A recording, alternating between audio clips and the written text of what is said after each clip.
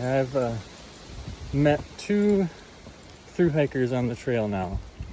One was going north to south, which was what I intended on doing, and he had help from his wife and did do some road walks. And he also mentioned, I forget which section, but he ended up road walking and spent a night, set up his tent in a cemetery, which he thought that was a little eerie, but also very, very sacred and special.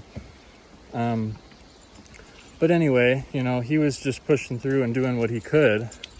But he did express that northern section north of Judge C.R. Magny was very muddy, very flooded, lots of down trees.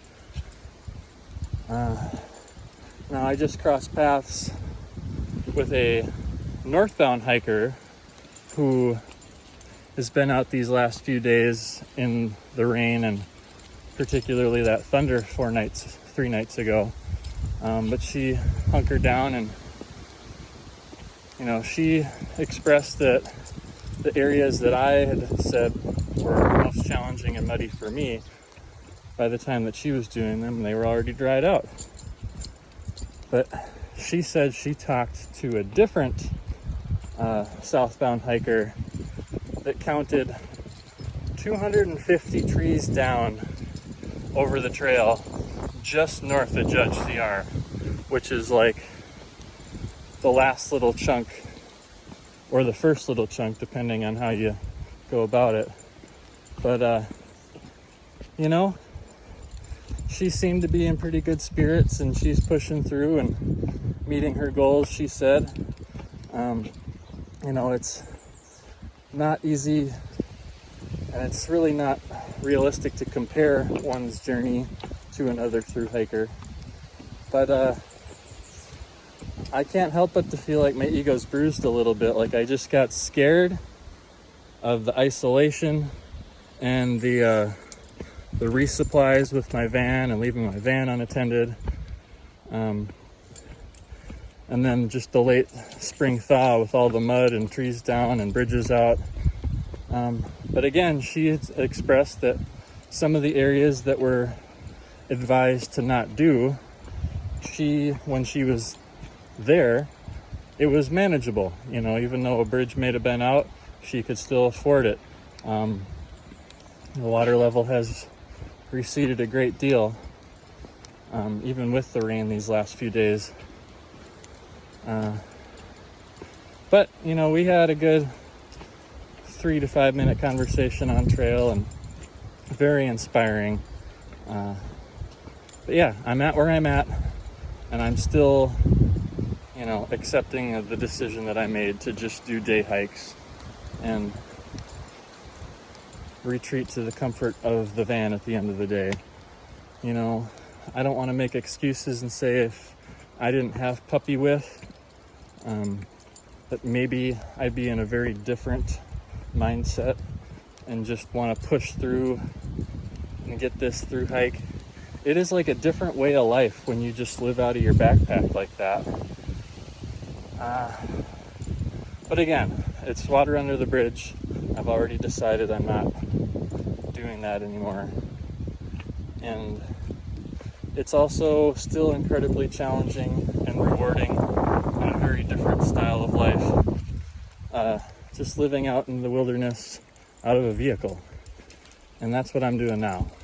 And my van is like a little Swiss Army pocket knife, everything's strategically placed and packed, and just like the backpack, every piece of gear has purpose and intention behind it, and every time I use it, it gets a little bit more user-friendly. But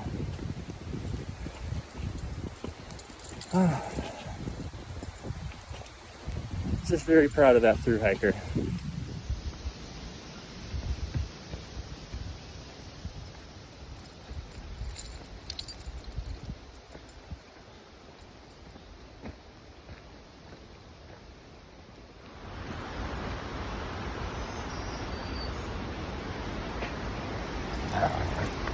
When he gets tired of me holding the leash, He gets this little attitude.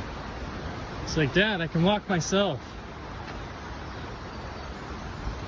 Hey, this way. No jumping. Yeah, he just wants to play.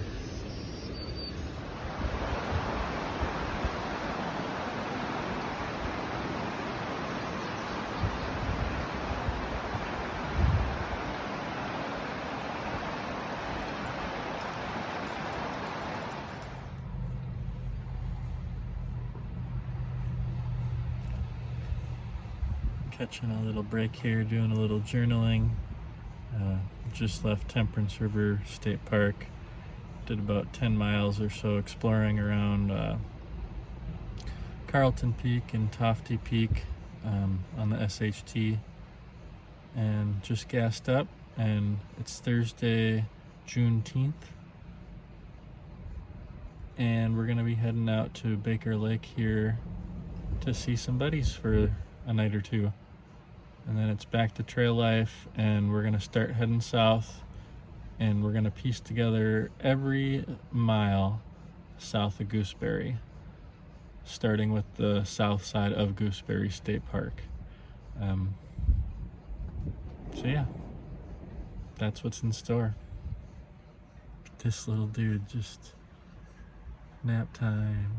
So happy, so happy.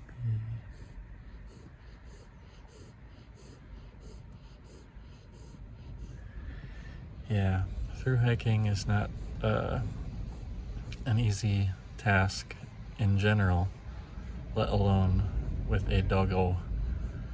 So I'm happy to be doing what we're doing and taking care of this dude. Burr, burr, burr.